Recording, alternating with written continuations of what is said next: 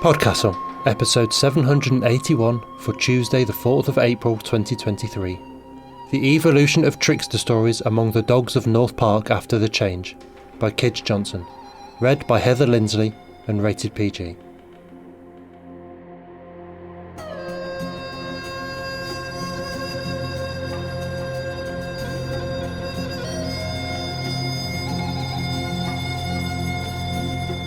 Good morning, good day, good afternoon and good evening.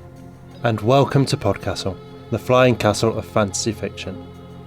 I'm your host, Matt Dovey, and I am deeply honoured to be the person talking to you today on this, the occasion of our 15th anniversary. On April the 1st, 2008, the very first episode of Podcastle went out into the world with a Peter S. Beagle story. And here we are today, approximately 3 internet epochs later, still bringing you one story told well every week. Obviously, this is a huge milestone by any measure. We're older than Instagram, come on! And so we have some rather exciting plans to celebrate this birthday through the rest of the year. One part of which involves you. We would like to hear from you, our audience, on what your favourite stories from our vaults are, and why. If you go to our website at podcastle.org, there should be a pinned post at the top with a link to a short form where you can suggest an episode you'd recommend to others, and give us 100 to 150 words on what you love about it. Your own little host spot, if you like, where you can talk about the themes in the story, or how it affected you personally, or just why you think it's so much damn fun. Once they've started coming in, I'll try to read one at the end of every regular episode, such that there'll be a listener recommendation from the archives every week across this anniversary year to help us celebrate our backlog of nearly 800 episodes. And in a similar theme, we have also been speaking to every previous editor and regular host that's graced the ramparts this past decade and a half, and I'm delighted to say that all of them are on board to not only select a personal favourite from their tenure, but also to hang around after and have a chat to talk about the old days, what Podcastle was like in their time, and what they've been up to since. We are flattered that all of them have agreed to take part, and so we're kicking off today with our founding editor, Rachel Swirsky, who has selected The Evolution of Trickster Stories Among the Dogs of North Park After the Change by Kij Johnson as her story. This story previously ran as episode 60 back in July 2009, so if you remember it from the first time around, you know you're a lifer. And stick around after for a half-hour interview with Rachel where she'll tell us how Podcastle got started, how she and Anne Leckie got involved, and how they found stories back in the day.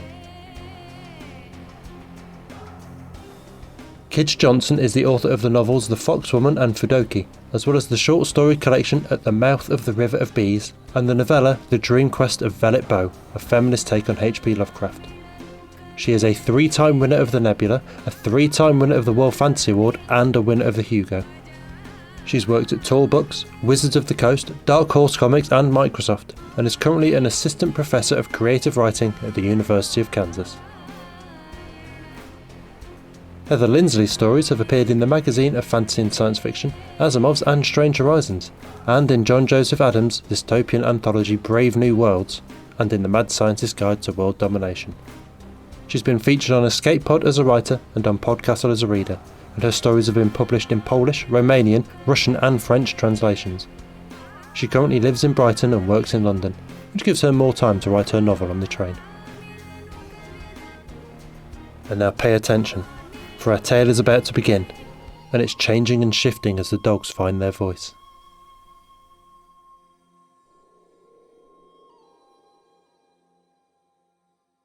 The Evolution of Trickster Stories Among the Dogs of North Park After the Change by Kij Johnson. North Park is a backwater tucked into a loop of the Kaw River. Pale dirt and baked grass, aging playground equipment, silver-leafed cottonwoods, underbrush, mosquitoes and gnats blackening the air at dusk. To the south is a busy street. Engine noise and the hissing of tires on pavement mean it's no retreat. By late afternoon the air smells of hot tar and summertime river bottoms. There are 2 entrances to North Park, the formal one, of silvered railroad ties framing an arch of sorts, and an accidental little gap in the fence, back where 2nd Street dead ends into the park's west side, just by the river. A few stray dogs have always lived here, too clever or shy or easily hidden to be caught and taken to the shelter. On nice days, and this is a nice day, a smell like boiling sweet corn easing in on the south wind to blunt the sharper scents, Lena sits at one of the faded picnic tables with a reading assignment from her summer class and a paper bag full of fast food, the remains of her lunch. She waits to see who visits her. The squirrels come first, and she ignores them. At last she sees the little dust-colored dog, the one she calls Gold. "What'd you bring?" he says. His voice, like all dogs' voices, is hoarse and rasping. He has trouble making certain sounds. Lena understands him the way one understands a bad lisp or someone speaking with a hare lip. It's a universal fantasy, isn't it, that the animals learn to speak, and at last we learn what they're thinking, our cats and dogs and horses. A new era in cross-species understanding. But nothing ever works out quite as we imagine. When the change happened, it affected all the mammals we have shaped to meet our own needs. They all could talk a little, and they all could frame their thoughts well enough to talk. Cattle, horses, goats, llamas, rats too, pigs, minks, and dogs and cats. And we found that, really, we prefer our slaves mute. The cats mostly leave, even the ones who love their owners. Their pragmatic sociopathy makes us uncomfortable, and we bore them, and they leave. They slip out between our legs and lope into summer dusks. We hear them at night, fighting as they sort out ranges, mates, boundaries. The savage sounds frighten us, a fear that does not ease when our cat Cleo returns home for a single night, asking to be fed and to sleep on the bed. A lot of cats die in fights or under car wheels, but they seem to prefer that to living under our roofs, and as I said, we fear them. Some dogs run away. Others are thrown out by the owners who loved them. Some were always free. "Chicken and French fries," Lena tells the dog Gold. Lena has a summer cold that ruins her appetite, and in any case it's too hot to eat. She brought her lunch leftovers, hours old but still lukewarm. Half of a Chick-fil-A and some French fries. He never takes anything from her hand, so she tosses the food onto the ground just beyond kicking range. Gold likes French fries, so he eats them first.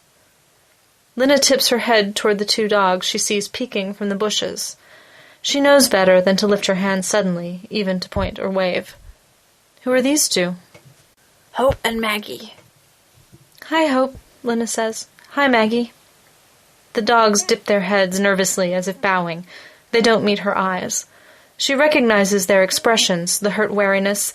She's seen it a few times on the recent strays of North Park, the ones whose owners threw them out after the change. There are 5 North Park dogs she's seen so far.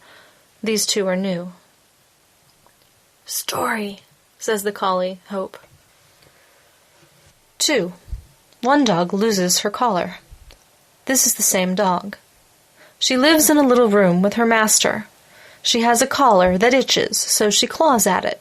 When her master comes home, he ties a rope to the collar and takes her outside, to the sidewalk.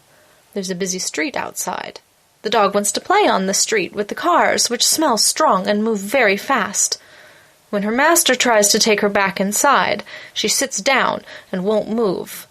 He pulls on the rope, and her collar slips over her ears and falls to the ground. When she sees this, she runs into the street. She gets hit by a car and dies. This is not the first story Lena has heard the dogs tell. The first one was about a dog who's been inside all day and rushes outside with his master to urinate against a tree. When he's done, his master hits him, because his master was standing too close and his shoe is covered with urine. One dog pisses on a person. The dog in the story has no name, but the dogs all call him, or her, she changes sex with each telling, one dog. Each story starts, "This is the same dog." The little dust-colored dog, Gold, is the storyteller.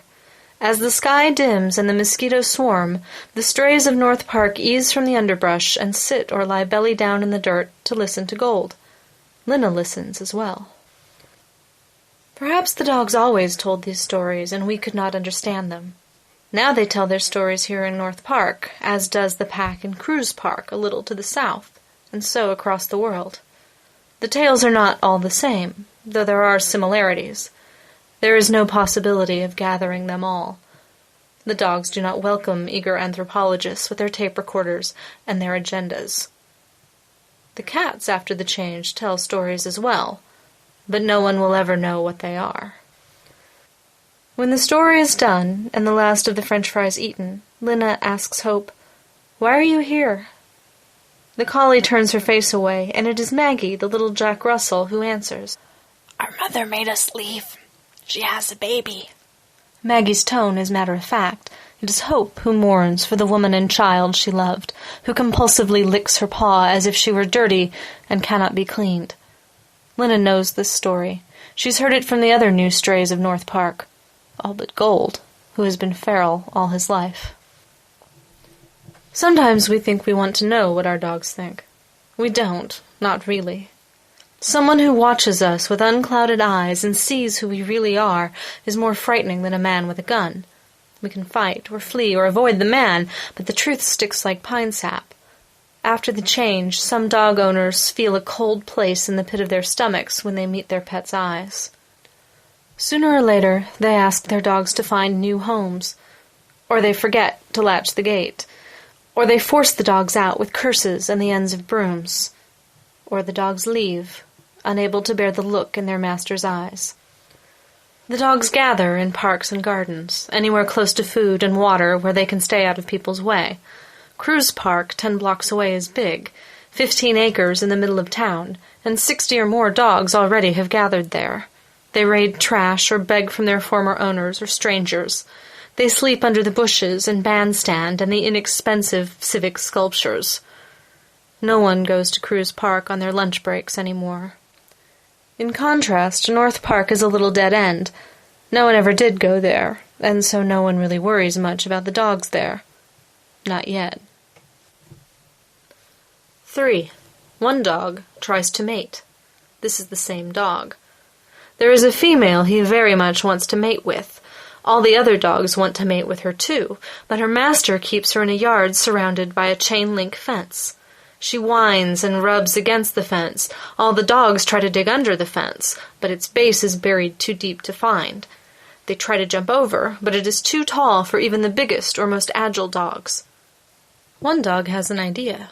He finds a cigarette butt on the street and tucks it in his mouth. He finds a shirt in a dumpster and pulls it on. He walks right up to the master's front door and presses the bell button. When the master answers the door, one dog says, "I'm from the men with white trucks. I have to check your electrical static of pressure. Can you let me into your yard?" The man nods and lets him go in back. One dog takes off his shirt and drops the cigarette and mates with the female. It feels very nice, but when he is done, and they are still linked together, he starts to whine. The man hears and comes out. He's very angry. He shoots one dog and kills him. The female tells one dog, "You would have been better off if you had found another female." The next day after classes, hot again and heavy with the smell of cut grass, Lena finds a dog. She hears crying and crouches to peek under a hydrangea, its blue-gray flowers as fragile as paper. It's a Maltese, with filthy fur matted with twigs and burrs. There are stains under her eyes, and she is moaning, the terrible sound of an injured animal. The Maltese comes nervous to Lena's outstretched fingers, and the murmur of her voice. "I won't hurt you," Lena says. "It's okay." Lena picks the dog up carefully, feeling the dog flinch under her hand as she checks for injuries. Lena knows already that the pain is not physical. She knows the dog's story before she hears it. The house nearby is massive, a graceful collection of Edwardian gingerbread work and oriel windows and dark green roof tiles. The garden is large, with a low fence, just tall enough to keep a Maltese in, or out. A woman answers the doorbell. Lena can feel the Maltese vibrate in her arms at the sight of the woman. Excitement, not fear. "Is this your dog?" Lena asks with a smile. "I found her outside, scared." The woman's eyes flicker to the dog and away, back to Lena's face. "We don't have a dog," she says. "We like our slaves mute. We like to imagine they love us, and they do. But they are also with us because freedom and security war in each of us, and sometimes security wins out. They do love us. But..." In those words, Lena has already seen how this conversation will go. The denials and the tangled fear and anguish and self-loathing of the woman. Lena turns away in the middle of the woman's words and walks down the stairs, the brick walkway, through the gate and north, toward North Park. The dog's name is Sophie. The other dogs are kind to her. When George Washington died, his will promised freedom for his slaves, but only after his wife had also passed on. A terrified Martha freed them within hours of his death. Though the dogs love us, thoughtful owners can't help but wonder what they think when they sit on the floor beside our beds as we sleep, teeth slightly bared as they pant in the heat. Do the dogs realize that their freedom hangs by the thread of our lives? The curse of speech, the things they could say and yet choose not to say, makes that thread seem very thin.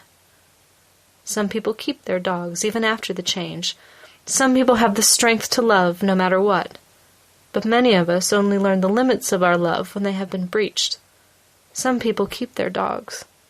Many do not. The dogs who stay seem to tell no stories. 4. One dog catches possums.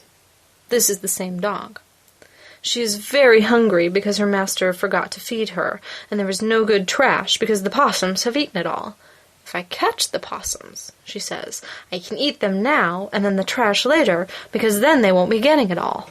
She knows that possums are very hard to catch, so she lies down next to a trash bin and starts moaning. Sure enough, when the possums come to eat trash, they hear her and waddle over. Oh, oh, oh, moans the dog. I told the rats a great secret, and now they won't let me rest. The possums look around, but they don't see any rats. Where are they? The oldest possum asks. One dog says, Everything I eat ends up in a place inside me like a giant garbage heap. I told the rats, and they snuck in, and they've been there ever since. And she let out a great howl. Their cold feet are horrible! The possums think for a time, and then the oldest says, This garbage heap, is it large? Huge, one dog says. Are the rats fierce? Says the youngest. Not at all, one dog tells the possums.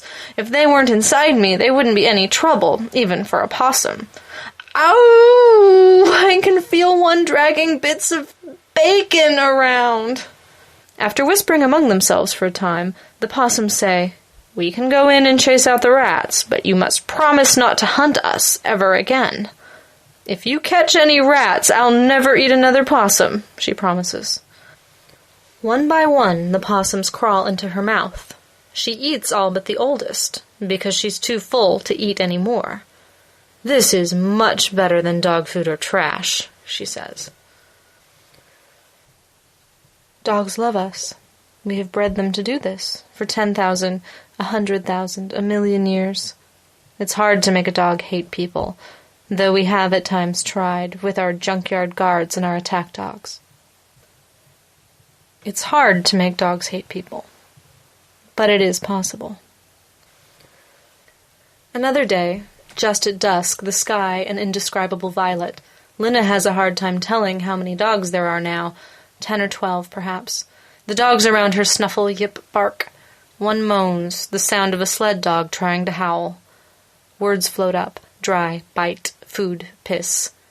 The sled dog continues its moaning howl, and one by one the others join in with drawn-out barks and moans. They are trying to howl as a pack, but none of them know how to do this, nor what it's supposed to sound like. It's a wolf secret, and they do not know any of those. Sitting on a picnic table, Lena closes her eyes to listen. The dogs out-yell the tree's restless whispers, the river's wet sliding, even the hissing, roaring street. 10 dogs, or 15, or more. Lena can't tell because they're all around her now. In the brush, down by the Caw's muddy bank, behind the cottonwoods, beside the tall fence that separates the park from the street. The misformed howl, the hint of killing animals gathered to work efficiently together. It awakens a monkey place somewhere in her corpus callosum, or even deeper, stained into her genes. Adrenaline hits hot as panic. Her heart beats so hard it feels as though she's torn it. Her monkey self opens her eyes to watch the dogs through pupils constricted enough to dim the twilight. It clasps her arms tight over her soft belly to protect the intestines and liver that are the first parts eaten. It tucks her head between her shoulders to protect her neck and throat. She pants through bared teeth, fighting a keening noise. Several of the dogs don't even try to howl. Gold is one of them.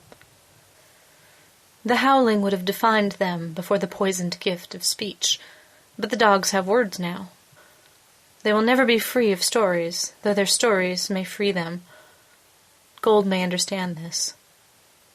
They were wolves once, 10,000, 20,000, 100,000 years ago, or more, and before we were men and women, we were monkeys, and fair game for them. After a time we grew taller and stronger and smarter, human, eventually. We learned about fire and weapons. If you can tame it, a wolf is an effective weapon, a useful tool, if you can keep it. We learned how to keep wolves close. But we were monkeys first, and they were wolves. Blood doesn't forget. After 1,000 heartbeats fast as a bird's, long after the howl has decayed into snuffling and play barks and speech, Lina eases back into her forebrain, alive and safe, but not untouched. Gold tells a tale. 5. One dog tries to become like men. This is the same dog. There is a party, and people are eating and drinking and using their clever fingers to do things. The dog wants to do everything they do, so he says, "Look, I'm human!" and he starts barking and dancing about. The people say, "You're not human. You're just a dog pretending. If you wanted to be human, you have to be bare, with just a little hair here and there." One dog goes off and bites his hairs out, and rubs the places he can't reach against the sidewalk, until there are bloody patches where he scraped off his skin as well. He returns to the people and says, "Now I'm human!" and he shows his bare skin. "That's not human," the people say. "We stand on our hind legs and sleep on our backs. First you must do these things." One dog goes off and practices standing on his hind legs, until he no longer cries out loud when he does it. He leans against a wall to sleep on his back, but it hurts, and he does not sleep much. He returns and says, "Now I am human," and he walks on his hind legs from place to place. "That's not human," the people say. "Look at these. We have fingers. First you must have fingers." One dog goes off, and he bites at his front paws until his toes are separated. They bleed and hurt and do not work well, but he returns and says, "Now I am human," and he tries to take food from a plate. "That's not human," say the people. "First you must dream as we do." "What do you dream of?" the dog asks. "Work and failure and shame and fear," the people say. "I will try," the dog says. He rolls onto his back and sleeps. Soon he is crying out loud, and his bloody paws beat the air. He is dreaming of all they told him. "That dog is making too much noise," the people say, and they kill him. Lina calls the Humane Society the next day, though she feels like a traitor to the dogs for doing this. The sky is sullen with the promise of rainstorms, and even though she knows that rain is not such a big problem in the life of a dog, she worries a little, remembering her own dog when she was a little girl, who had been terrified of thunder. So she calls. The phone rings 14 times before someone picks it up. Lina tells the woman about the dogs of North Park. "Is there anything we can do?" The woman barks a single unamused laugh. "I wish. People keep bringing them, been doing that since right after the change. We're packed to the rafters. They keep bringing them in, or just dumping them in the parking lot, too chicken shit to come in and tell anyone." "So," Lina begins, but she has no idea what to ask. She can see the scene in her mind, 100 or more terrified, angry, confused, grieving, hungry, thirsty dogs. At least the dogs of North Park have some food and water, and the shelter of the underbrush at night. The woman has continued, "They can't take care of themselves." "Do you know that?" Lina asks. But the woman talks on. "And we don't have the resources, so what do you do?" Lina interrupts. "Put them to sleep?" "If we have to," the woman says. and her voice is so weary that Lena wants suddenly to comfort her. "They're in the runs, 4 and 5 in each one, because we don't have anywhere to put them, and we can't get them outside because the paddocks are full, and it smells like you wouldn't believe, and they tell these stories." What's going to happen to them? Lena means all the dogs, now that they have speech, now that they are equals. "Oh, hon, I don't know." The woman's voice trembles. "But I know we can't save them all." Why do we fear them when they learn speech? They are still dogs, still subordinate. It doesn't change who they are or their loyalty. It is not always fear we run from. Sometimes it is shame. 6. One dog invents death. This is the same dog. She lives in a nice house with people. They do not let her run outside a fence, and they did things to her so that she can't have puppies. But they feed her well and are kind, and they rub places on her back that she can't reach. At this time there is no death for dogs. They live forever. After a while, one dog becomes bored with her fence and her food and even the people's pats. But she can't convince the people to allow her outside the fence. There should be death, she decides. Then there will be no need for boredom. How do the dogs know things? How do they frame an abstract like thank you, or a collective concept like chicken? Since the change, everyone has been asking that question. If awareness is dependent on linguistics, an answer is that the dogs have learned to use words, so the words themselves are the frame they use. But it is still our frame, our language. They are still not free, any more than we are. It is a moonless night, and the hot, wet air blurs the streetlights so that they illuminate nothing except their own glass globes. Lena is there, though it is very late. She no longer attends her classes and has switched to the dog schedule, sleeping the afternoons away in the safety of her apartment. She cannot bring herself to sleep in the dog's presence.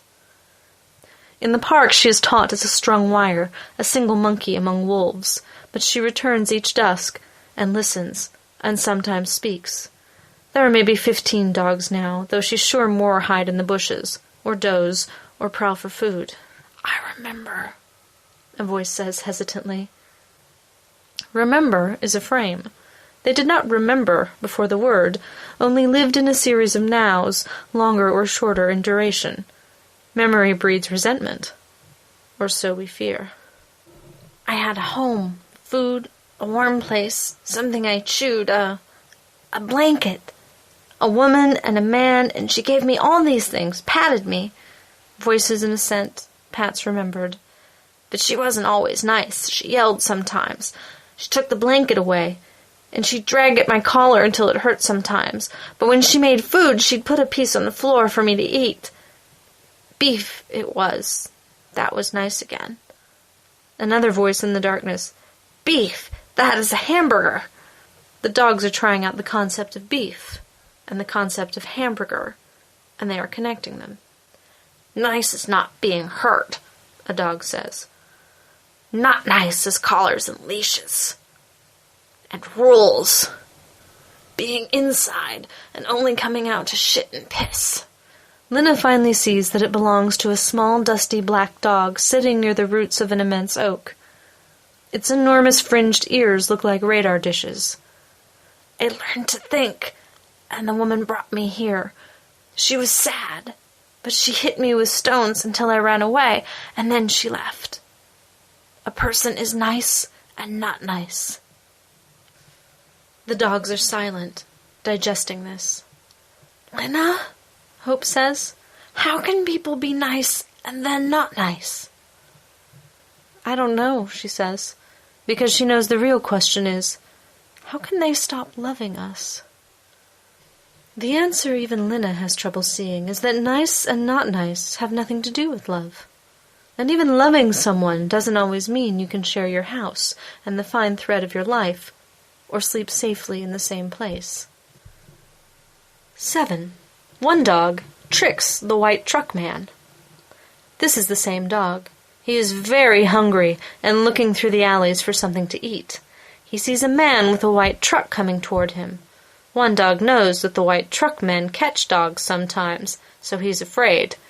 He drags some old bones out of the trash and heaps them up and settles on top of them. He pretends not to see the white truckman, but says loudly, "Boy, that was a delicious man I just killed, but I'm still starved. I hope I can catch another one." Well, that white truckman runs right away. But someone was watching all this from her kitchen window, and she runs out to the man and tells him, "One dog never killed a man. That's just a pile of bones from my barbecue last week, and he's making a mess out of my backyard. Come catch him." The white truckman and the person run back to where one dog is still gnawing on one of the bones in his pile. He sees them and guesses what has happened, so he's afraid. But he pretends not to see them and says loudly, "I'm still starved. I hope that human comes back soon with that white truckman I asked her to get for me." The white truckman and the woman both run away, and he does not see them again that day. Why is she here? It's one of the new dogs, a lean lab cross with a limp. He doesn't talk to her, but to Gold, and Lena sees his anger in his liquid brown eyes, feels it like a hot scent rising from his back. He's one of the half-strays, an outdoor dog who lived on a chain. It was no effort at all for his owner to unhook the chain and let him go. No effort for the lab cross to leave his owner's yard and drift across town killing cats and raiding trash cans, and end up in North Park. There are 30 dogs now, and maybe more. The newcomers are warier around her than the earlier dogs. Some, the ones who have taken several days to end up here, dodging police cruisers and pedestrians' mace, are actively hostile.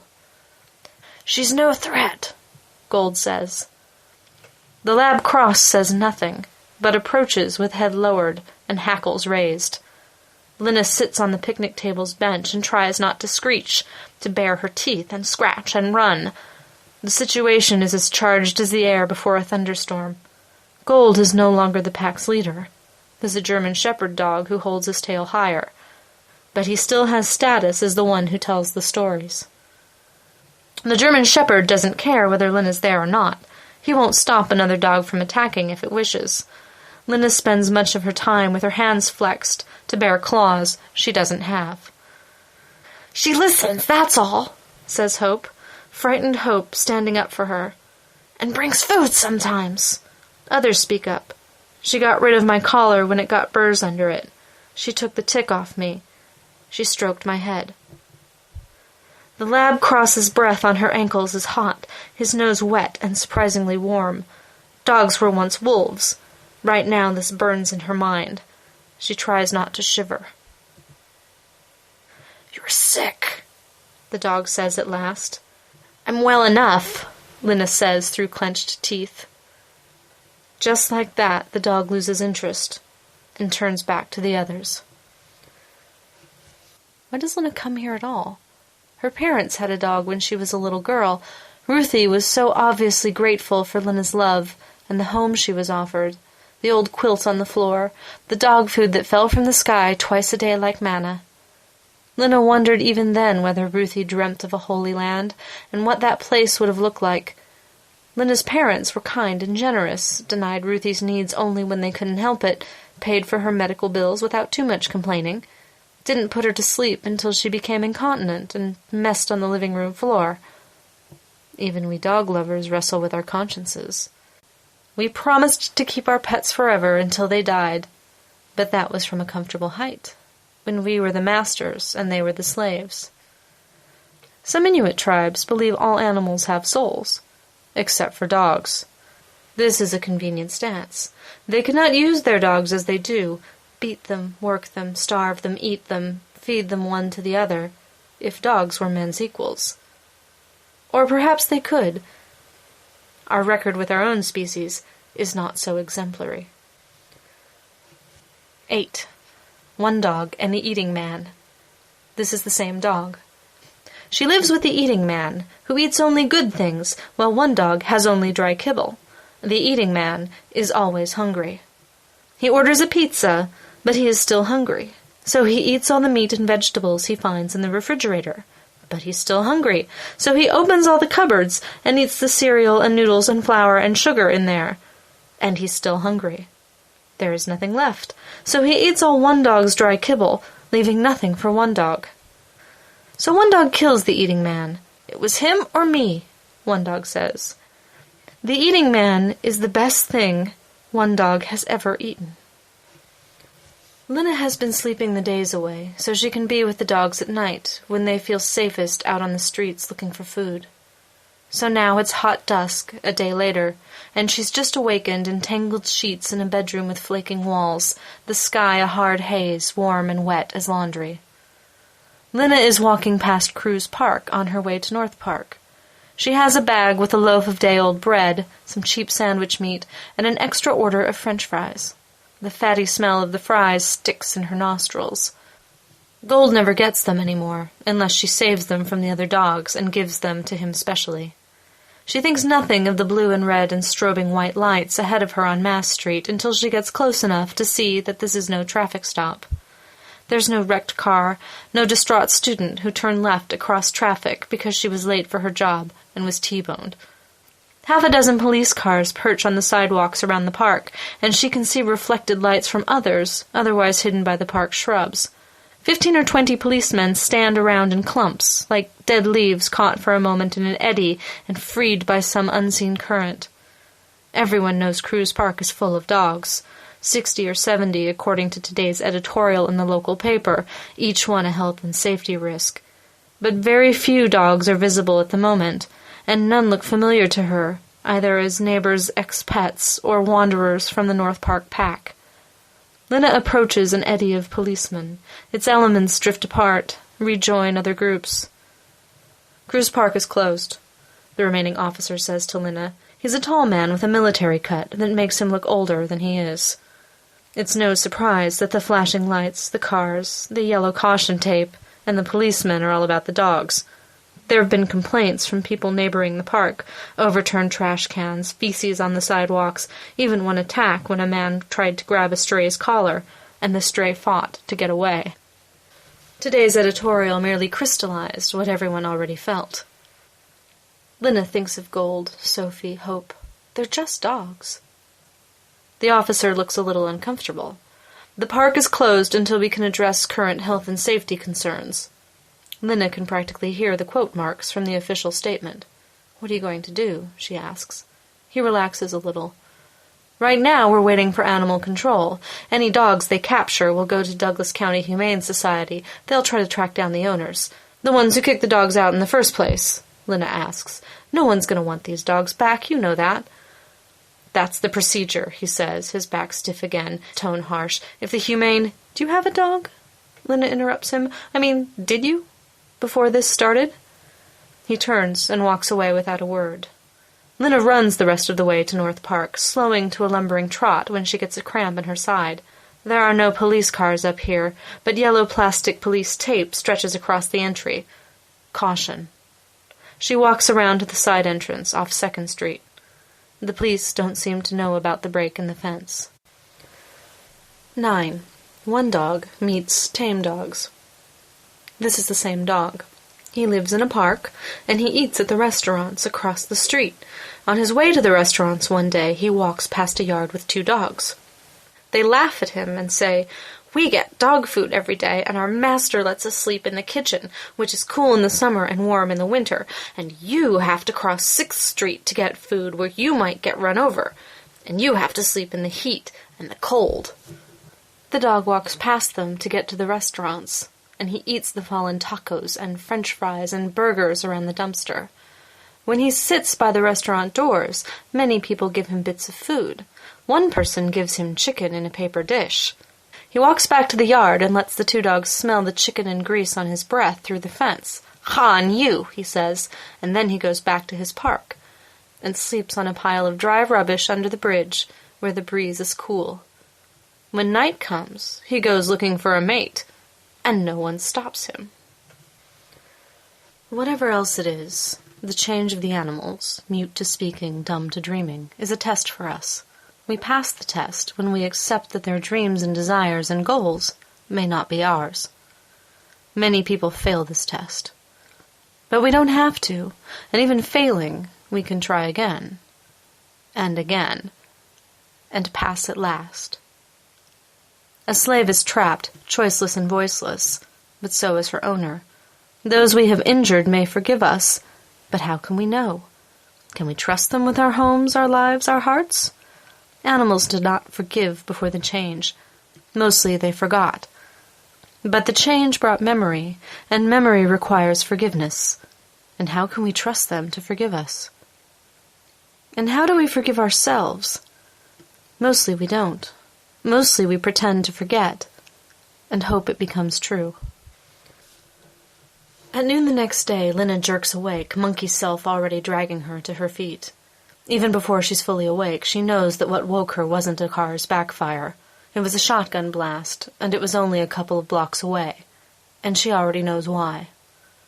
She drags on clothes and runs to Cruz Park, no stitch in her side this time. The flashing police cars and caution tape and men are all still there, but now she sees dogs everywhere, 20 or more laid flat near the sidewalk, the way dogs sleep on hot summer days. Too many of the rib cages are still, too many of the eyes open, dust and pollen already gathering. Lena has no words, can only watch speechless, but the men say enough. First thing in the morning, the animal control people went to Dylan's grocery store and bought 50 one-pound packages of cheap hamburger on sale, and they poisoned them all, and then scattered them around the park. Lena can see little blue styrene squares from the packaging scattered here and there among the dogs. The dying dogs don't say much. Most have fallen back on the ancient language of pain, wordless yelps and keening. Men walk among them, shooting the suffering dogs, jamming poles into the underbrush, looking for any who might have slipped away. People come in cars and trucks and on bicycles and scooters and on their feet. The police officers around Cruz Park keep sending them away. A health risk, says one officer. Safety, says another. But the people keep coming back. Or new people. Lena's eyes are blind with tears. She blinks and they slide down her face, oddly cool and thick. Killing them is the answer? Says a woman beside her. Her face is wet as well, but her voice is even, as if they were debating this in a class, she and Lena. The woman holds her baby in her arms, a white cloth thrown over its face, so that it can't see. I have 3 dogs at home, and they've never heard anything. Words don't change that. What if they change, Lena asks. What if they ask for real food and a bed soft as yours, the chance to dream their own dreams? I'll try to give it to them, the woman says, but her attention is focused on the park, the dogs. They can't do this. Try and stop them. Lena turns away, tasting her tears. She should feel comforted by the woman's words, the fact that not everyone has forgotten how to love animals when they are no longer slaves. But she feels nothing, and she walks north, Carved Hollow. 10. One dog goes to the place of pieces. This is the same dog. She is hit by a car, and part of her flies off and runs into a dark culvert. She does not know what the piece is, so she chases it. The culvert is long, and it gets so cold that her breath puffs out in front of her. When she gets to the end, there's no light, and the world smells like cold metal. She walks along a road. Cold cars rush past, but they don't slow down. None of them hit her. One dog comes to a parking lot, which has nothing in it but the legs of dogs. The legs walk from place to place, but they cannot see or smell or eat. None of them is her leg. So she walks on. After this she finds a parking lot filled with the ears of dogs, and then one filled with the assholes of dogs, and the eyes of dogs, and the bodies of dogs. But none of the ears and assholes and eyes and bodies are hers. So she walks on. The last parking lot she comes to has nothing at all in it, except for little smells, like puppies. She can tell one of the little smells is hers, so she calls to it, and it comes to her. She doesn't know where the little smell belongs on her body, so she carries it in her mouth and walks back past the parking lots and through the culvert. One dog cannot leave the culvert because a man stands in the way. She puts the little smell down carefully and says, "I want to go back." The man says, "You can't unless all your parts are where they belong." One dog can't think of where the little smell belongs. She picks up the little smell and tries to sneak past the man. But the man catches her and hits her. One dog tries to hide it under a hamburger wrapper and pretend it's not there, but the man catches that, too. One dog thinks some more and finally says, "Where does the little smell belong?" The man says, "Inside you." So one dog swallows the little smell. She realizes that the man has been trying to keep her from returning home, but that the man cannot lie about the little smell. One dog growls and runs past him and returns to our world. There are 2 police cars pulled onto the sidewalk before North Park's main entrance. Lena takes in the sight of them in 3 stages. First, she has seen police everywhere today, so they are no shock. Second, they are here, at her park, threatening her dogs, and this is like being kicked in the stomach. And third, she thinks, I have to get past them. North Park has 2 entrances, but one isn't used much. Lena walks around to the little narrow dirt path from 2nd Street. The park is never quiet. There's busy 6th Street just south, and the river and its noises to the north, east, and west.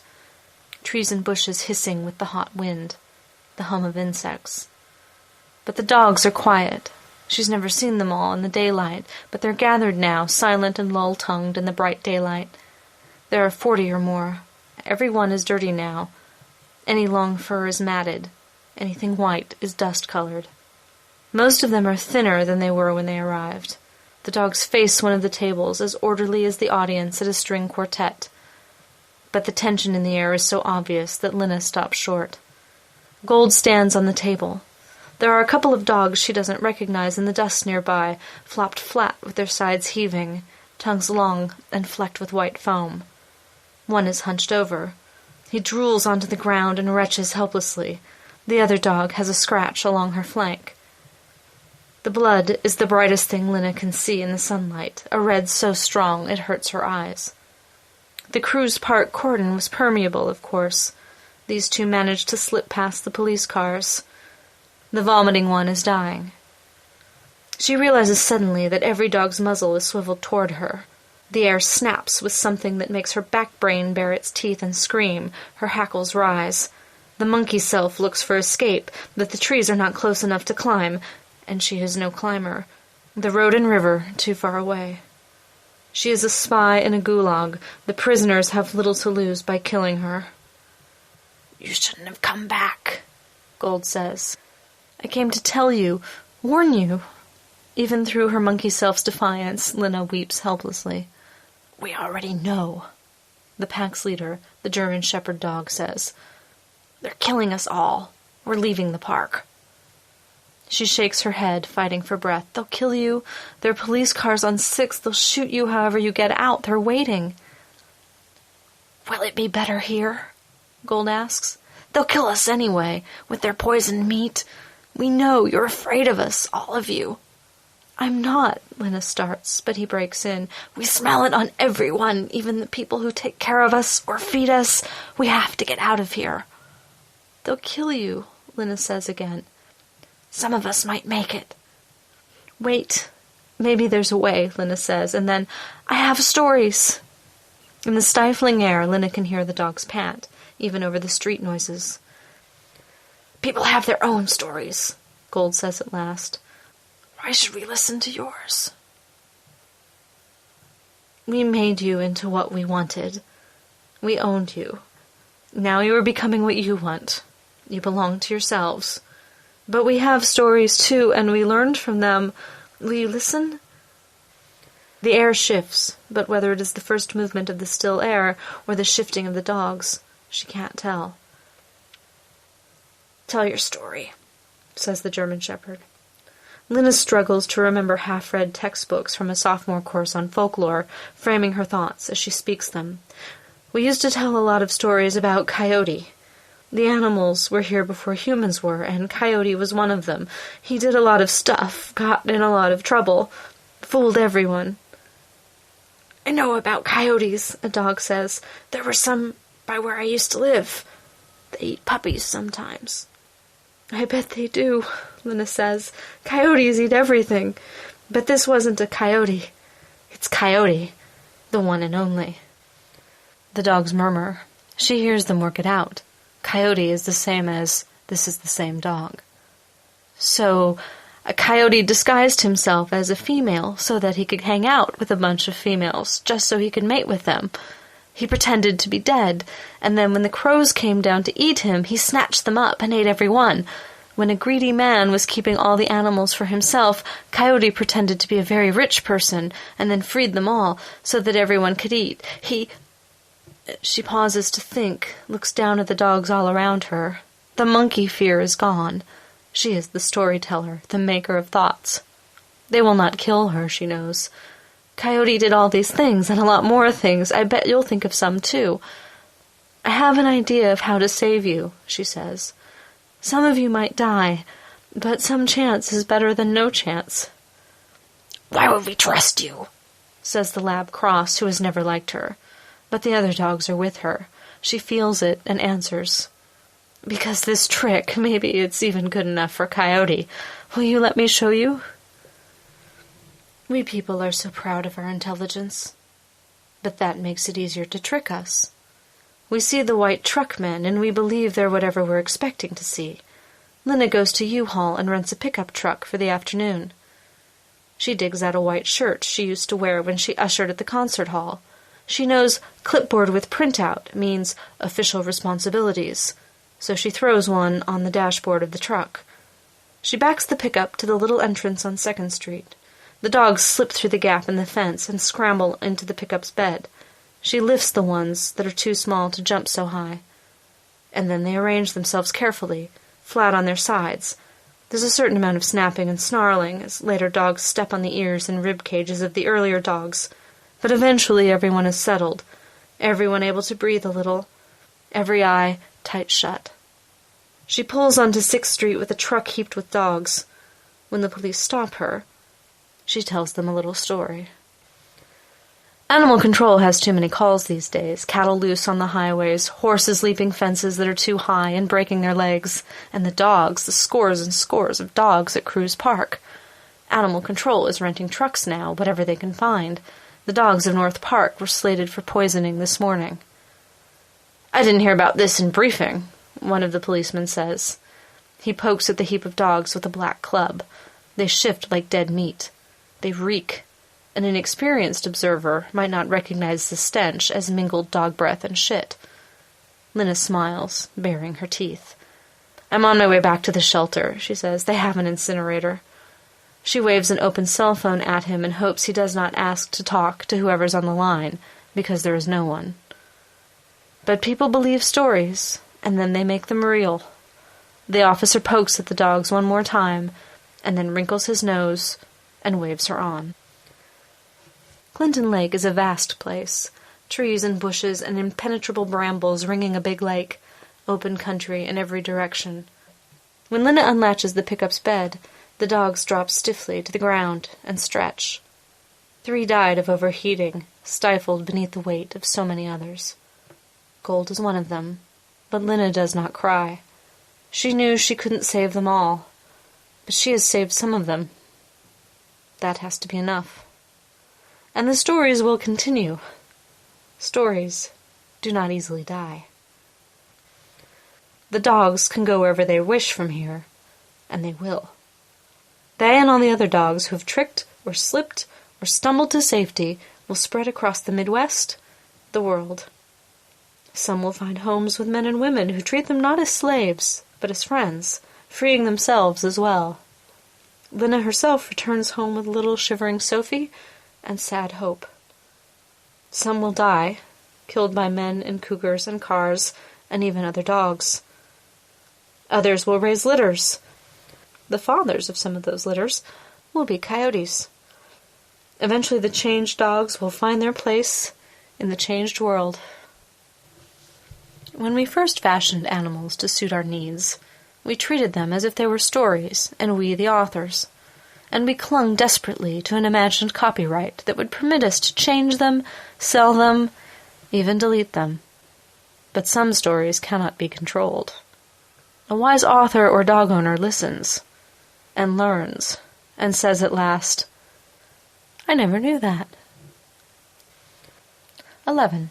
One dog creates the world. This is the same dog. There wasn't any world when this happens, just a man and a dog. They lived in a house that didn't have any windows to look out of. Nothing had any smells. The dog shit and pissed on a paper in the bathroom, but not even this had a smell. Her food had no taste, either. The man suppressed all these things. This was because the man didn't want one dog to create the universe, and he knew it would be done by smell. One night, one dog was sleeping, and she felt the strangest thing that any dog has ever felt. It was the smells of the world pouring from her nose. When the smell of grass came out, there was grass outside. When the smell of shit came out, there was shit outside. She made the whole world that way, and when the smell of other dogs came out, there were dogs everywhere, big ones and little ones, all over the world. "I think I'm done," she said. And she left.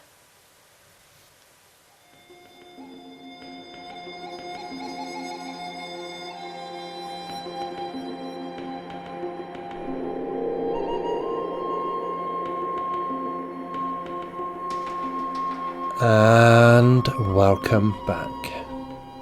That was The Evolution of Trickster Stories Among the Dogs of North Park After the Change by Kij Johnson. And if you enjoyed that, Kij is not only prolific, but also one of the best short story authors of the past 2 decades. No one else writes with her courage and energy, so I'd strongly recommend checking out her website at kijjohnson.com, or hop over to Escape Pod, where episodes 195, 248 and 409 are all authored by her. And now, to give us some thoughts on that story and why she selected it, as well as so much more, I'm very proud to be talking to our founding editor, Rachel Swirsky. Welcome back to Podcastle, and thank you for joining us and being part of these celebrations. It means a huge amount to us to have everyone involved again. How are you? Yeah, thank you for asking. Very exciting. I just got back from a writing retreat up in southern Washington. Nice. So I am tired because it's... well, last year I did 40,000 words over the 4 days, but this year I did about 18,000, which was definitely less intense, but it was editing, so it was a different process. So I'm both very tired and also, in a way, relaxed. An odd mix, for sure.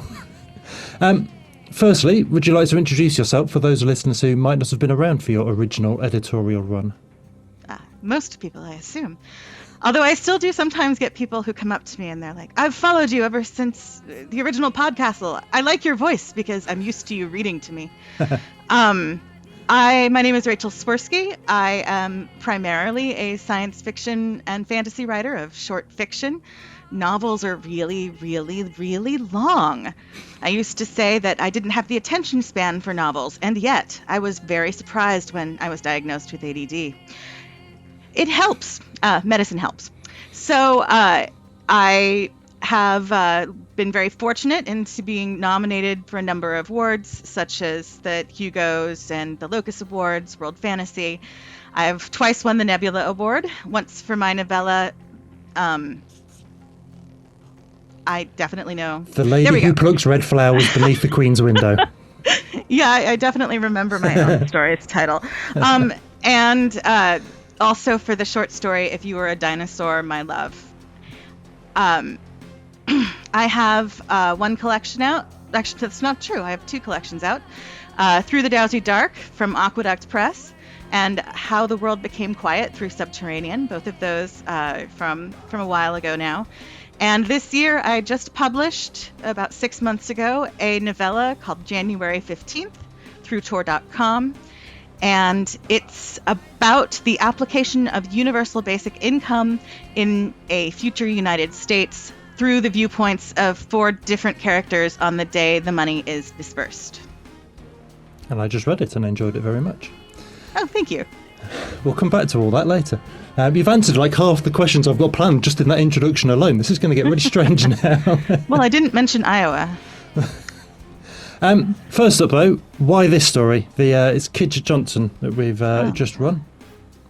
The other story that I was considering was The 7 Lives by Ellen Klages, which I also very much adore.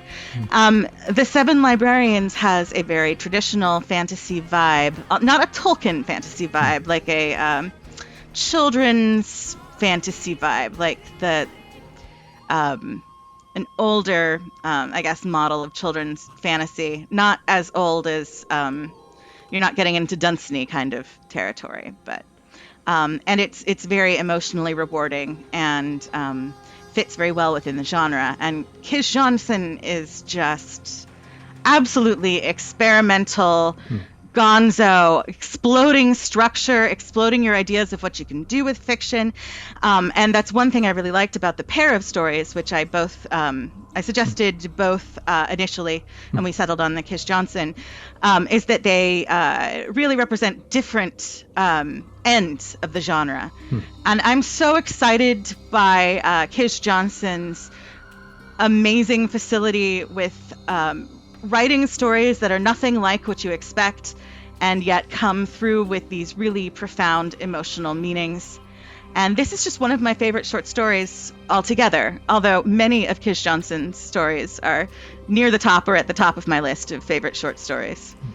I don't think there's anyone else quite... there's no other story like... Is it Spar in Clark's world? Spar or Spur? Spar. Spar, I suppose there's Spar the Bacon version, which I have to admit I don't quite understand. There was an anthology of bacon stories, so instead of having sex with the mysterious alien, they're making bacon. In a euphemistic way, or just literally? No, I think just literally making bacon. Okay. I do get the tendency to... I do get the urge to parody yourself. Like, I totally understand why that was rewarding. I think what I don't get is why there was a bacon anthology. Clearly, it was enough of an idea to get funding and/or a publisher on board. So, who's to say? It was the zeitgeist at the time. After Galdi taped bacon to his cat, which was funny. You were our founding editor all of 15 years ago, back in 2008. So, tell us a story about how Podcastle came about and how you got involved. Sure. Steve Ely, who is now Sarah Ely, originally founded Escape Pod and was running both fantasy and science fiction, and was developing this really enormous audience.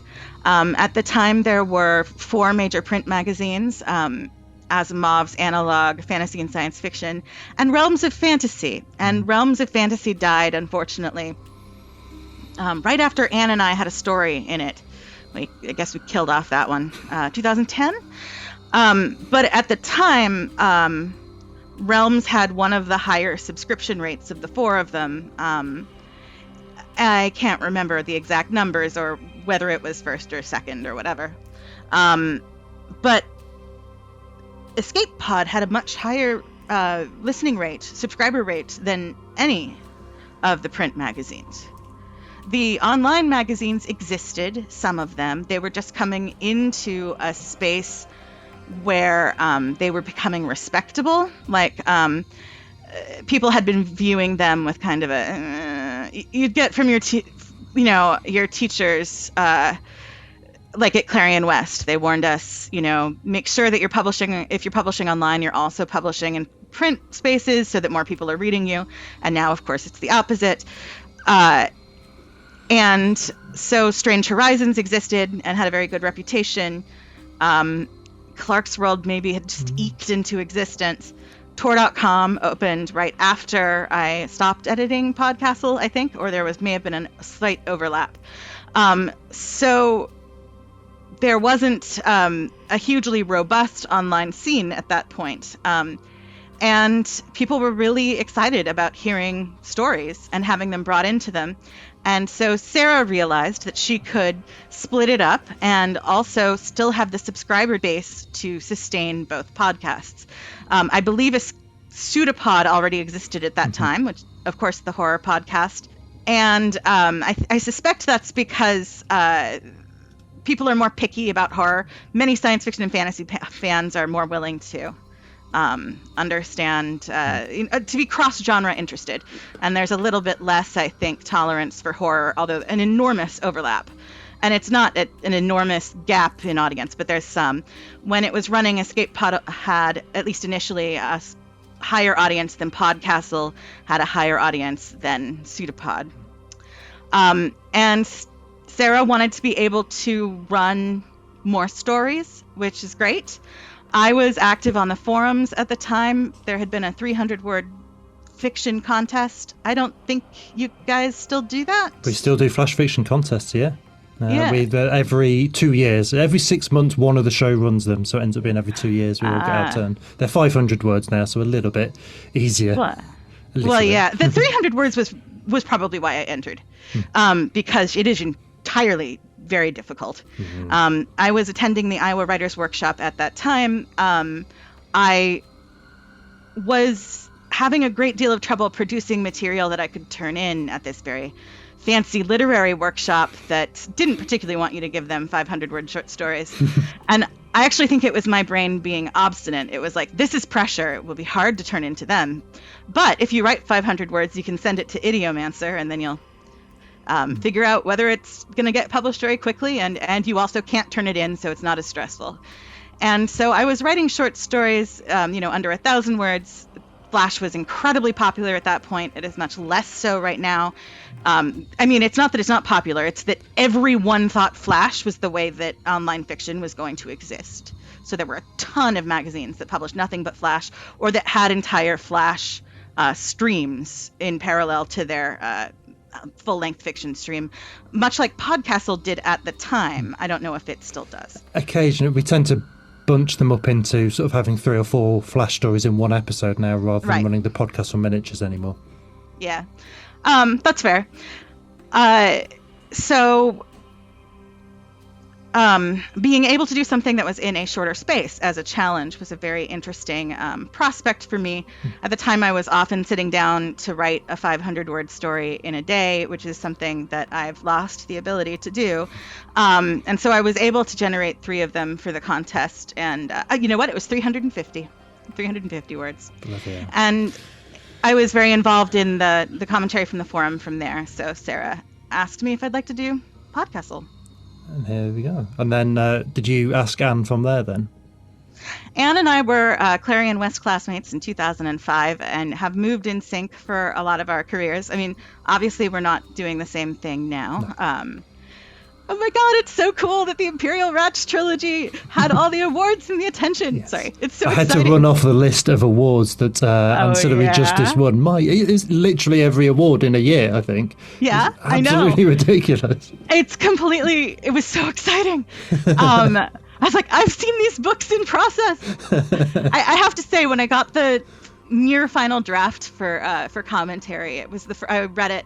And I was like, this is the first time that I read something by one of my friends where it didn't just feel like a book. I was like, yeah, this is a book I feel like I might have encountered when I was doing my thesis writing on, like space empires or stuff like that in undergrad. Like, this is one of the things that you pick up along with the Delaney and, the Le Guin in that pile of, like, profound pieces of work. And then everyone else agreed with me, and I was so happy. It's nice to be proven right, isn't it?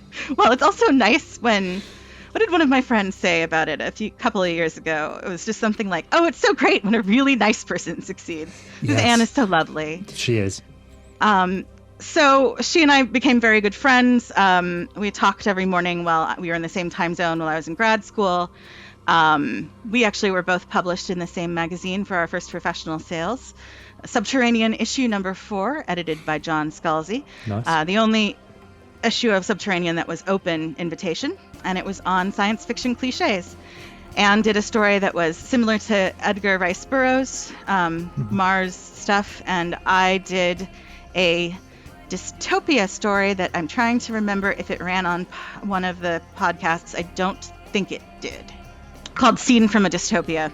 That was sort of, it was a scene that was cut from one of those books like 1984 or the books that came out of being very heavily worried about a communist form of fascism, which we should be worried about, but that didn't necessarily portray all the different kinds of facets of what might happen with that. I'm sorry, brain. Anyway, so we've moved in sync for a lot of our careers. We are very close friends, and we have very similar taste. So Really? Because when we invited you both to the interview, you both each said, we said, oh, can you send us 2 choices so that, if there's a clash, we've got a fallback. And both of you went, that's not going to happen. So it seemed like you had quite different tastes, actually. Well, the thing about... Well, actually, we have fairly similar taste in general, but we also remembered which stories...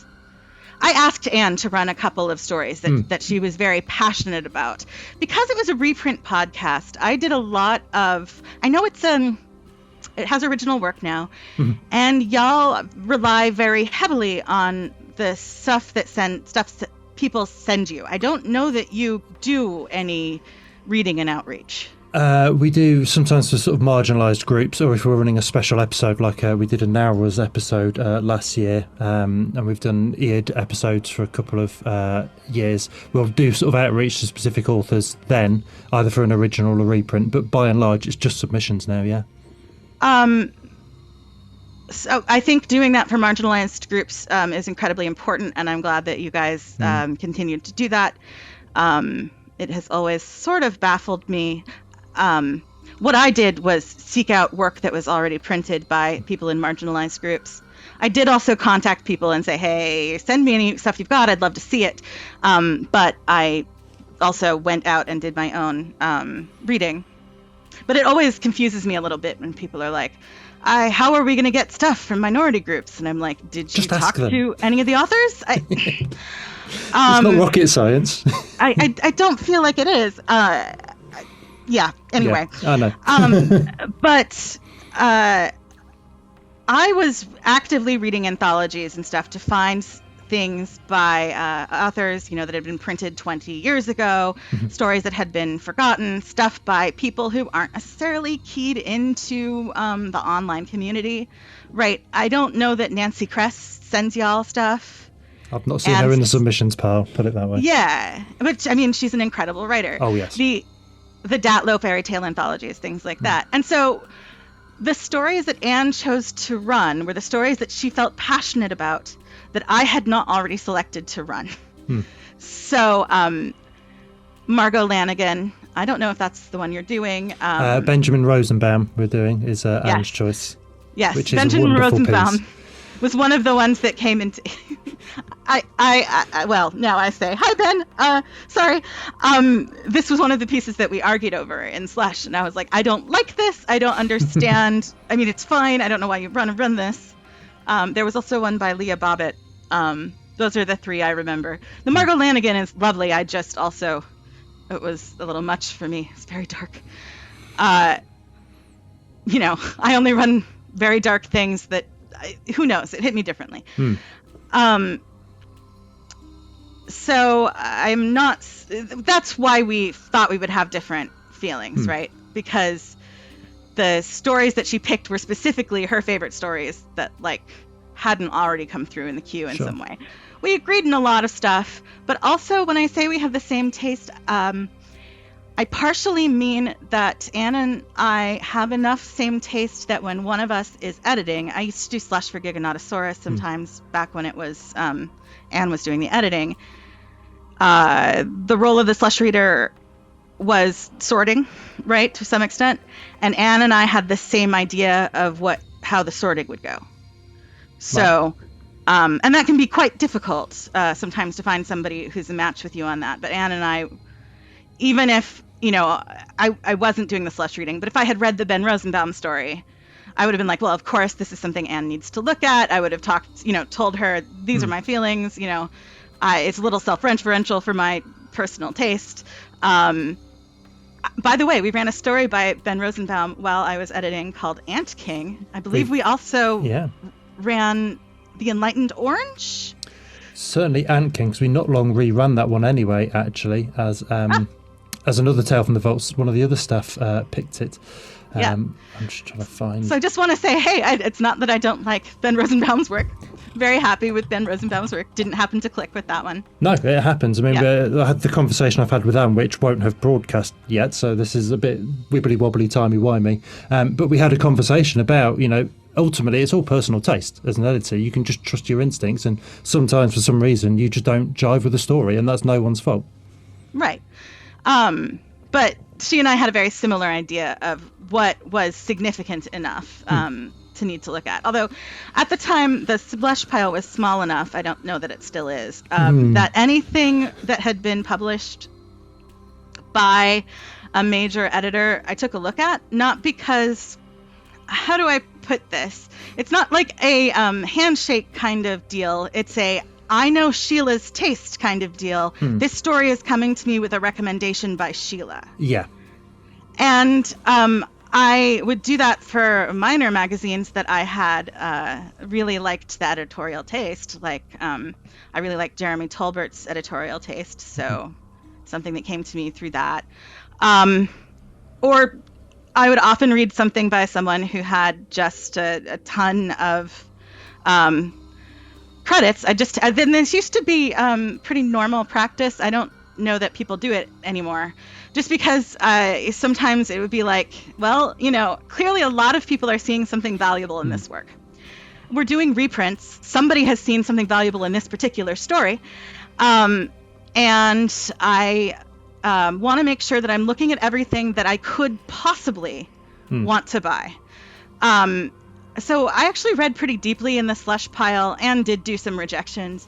But first level slush round rejection can often be easier than the further steps, because you're like, well, and that doesn't mean that those stories aren't valuable, and sometimes it is the taste thing, and you're like, I don't get this one, this other person get this one, or Anne might look at something and go, Rachel's not going to want to look at it. But I hit 2 rape jokes in the first 2 paragraphs. Maybe it's not my taste. I think that may have used to been more common. I usually had like a 3 or 4 strike rule of like, I'm annoyed, I'm more annoyed. And then what I would do, which was reading slush advice that I'd gotten from Sean Wallace, who was doing slush reading at Clarkesworld at the time, and some of the other places. I know he's still at the Dark, I think. He is still running the Dark, yeah. And he was like, you have to be careful not to spend all your time on the slush. I know Sarah Ely read all of every story that came in. And so at some point, she ended up 700 stories behind. And so Anne and I went in and cleaned it up in a weekend. I mean, we tried to give everything a fair read, and we spent the whole weekend doing it. Anne is an incredibly fast reader. But one technique that you can use is you read until you've got like things that you don't, enough things that you're like, I don't think this is going to work for me. Yeah. And then flip to the end and read the end of it. And then sometimes you read it very rarely and you go, oh my God, how did you get here? Now I have to read this. And most of the time you don't. Yeah, I often think of that quote about believe people the first time they show you who they are. You can generally believe a story the first time it shows you what it is.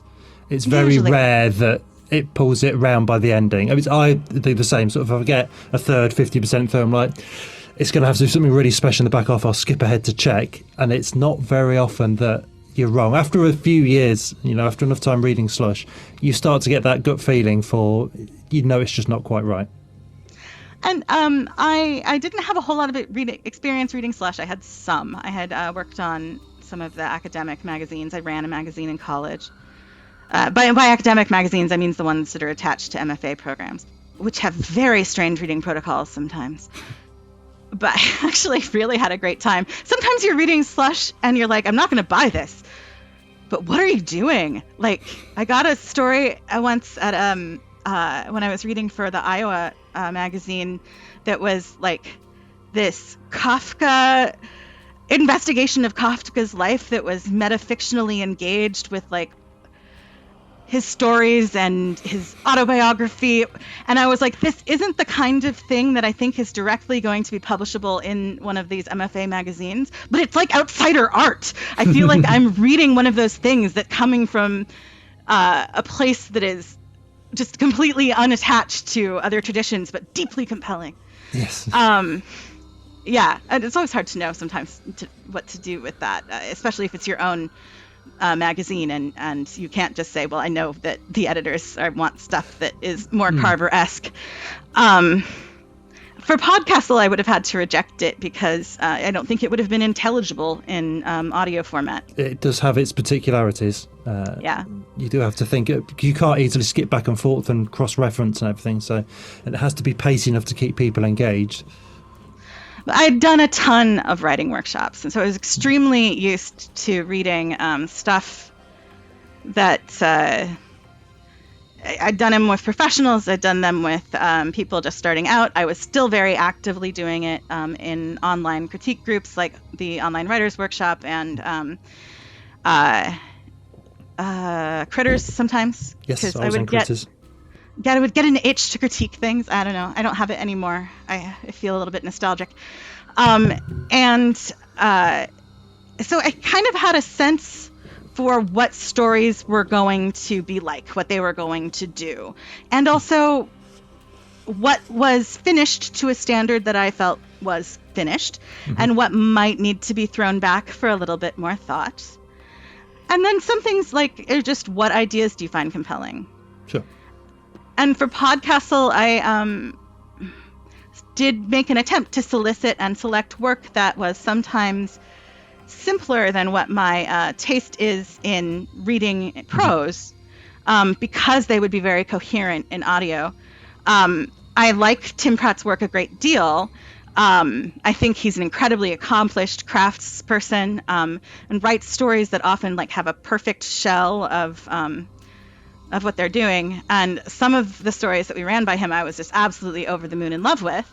And some of the stories I liked, and I thought they were very strong. But if I had been picking my top 10 stories of the year, they wouldn't have necessarily made my list for a crazy print anthology, but they were perfect for Podcastle.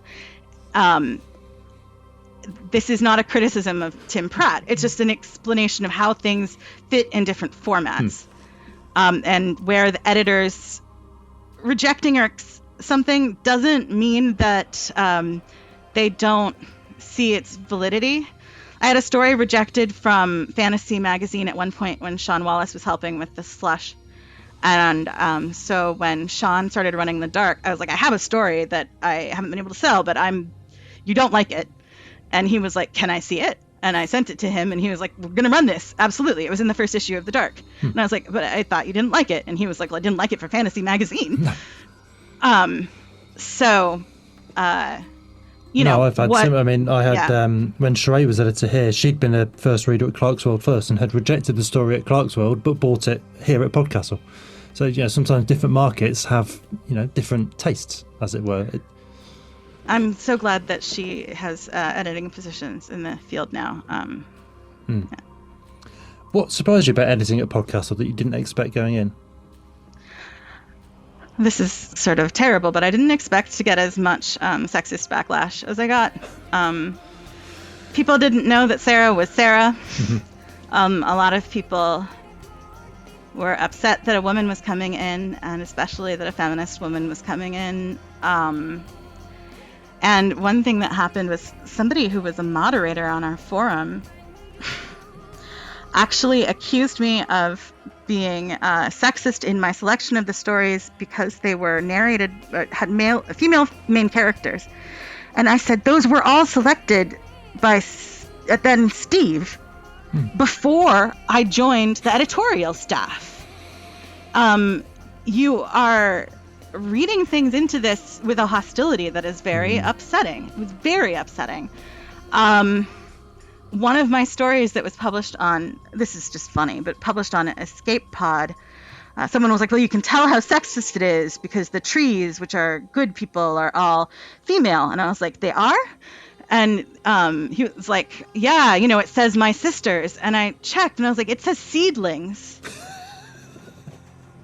They're not gendered to me, but if you're coming in with you think I have this particular agenda, I strongly suspect I got a anonymous review for my first Tor.com story, Eros, Philia, Agape, which was very negative, and in some ways that were very gendered. It said that my prose was like a gauzy SF lingerie, which is funny because now when I repeat that to people, they're like, ooh, gauzy SF lingerie. But one of the things that cracked me up is that story is about slavery. And he was like, I have uncovered the secret message of the story, which is that the man is a slave And I was like, I am very glad that you have found the message of the story. But the assumption was, because I was a feminist, because I was a woman, the story couldn't be talking about a man's rights to sexual autonomy or intellectual autonomy. Yeah. That's why I left eventually. It just got really exhausting. I'm not surprised. I do think, I've been here 7 years, and we used to deal with a fair amount of that for when we did the Artemis Rising special call, which was no male submissions. And there'd be people accusing us of being sexist for daring to have a limited submissions window. Like, there's 11 of the months of the year. Believe me, it's fine. But I do think we've been consistently feminist for long enough now. We've always had. There's only been 2 men edit the magazine, in Dave Thompson and Graham Dunlop. Other than that, it's always been female or non-binary editors at the helm. I think the message has finally gotten through, and we finally stopped getting complaints. Well, when Dave and Anna took over, Dave did the intros. And Anna, this is something that they told me at the time. I don't know if they still feel this way, but they felt like it cut down the sexism. Anna was completely active in the submission selection, but they were listening to Dave talk. And the other funny thing about that is I kept demographic charts the whole time I was there, partially because I was getting yelled at. And I was like, do I have a bias? And I never varied from a 40 to 60% ratio of male to female authors and male to female main characters. It would go back and forth with which had more and which had less, but that was always the case. And I also wanted to make sure that our numbers for people of color stayed up. I wasn't as focused on queer stuff at that point because that material was less available. We ran the podcast stories that had trans protagonists that we found, pretty much. Sandra McDonald, Phoebe, I'm going to use the wrong last name if I give a last name. Actually, and that might have ended up running after I left. And then there was a Princess and the Frog story that we ran. And those were 3 of the stories, of a very small number of stories that we had run into. It just wasn't, there wasn't a lot of stuff. It's a lot better now. Yeah. Oh yeah. We've only got about 2 minutes left, so we're going to have to come to the final. We're going to have to skip a couple on my script actually and come to the final question. But it's been a very good talk, so thank you very much for sort of coming on and taking us back to the. Seems such a long time ago in internet terms, doesn't it? 2008 is whole epochs ago, really, isn't it? And the gay stuff has come both culturally and online just amazingly since then. I don't have to think about who can I submit my story with gay characters to. Anyone. No, it feels like almost, it's probably about 50-50 for our protagonists now. It's fantastic. Just to wrap up then, quickly in the time we've got, what are you working on now that we can look forward to, and where can people find out more about you? My website is rachelswirsky.com. So that's pretty easy. I've got a lot of stories online on audio and in print, which you can access for free. And then there's links to other stuff, including my novella, January 15th. I'm working on a novel. It's long, but I think my agent would like me to finish it and give it to him. So I am actually not working on a lot of short fiction right now so that I can try to get that done. Good luck. That was one of the questions I skipped, actually, in that you've been sort of around 15 or more years as an author, and it's all been short fiction, and just why you'd sort of love those waters so much, because I've only ever done short fiction as well. Again, I'm just undergoing an ADHD diagnosis, so maybe there's a clue there. I'm also incredibly perfectionistic, so I retype when I'm rewriting, and I will do that sometimes 16 times. Novels are long for that. Yeah, I've really have to try hard to break myself the idea that effort put in equals quality out, because it's really not true.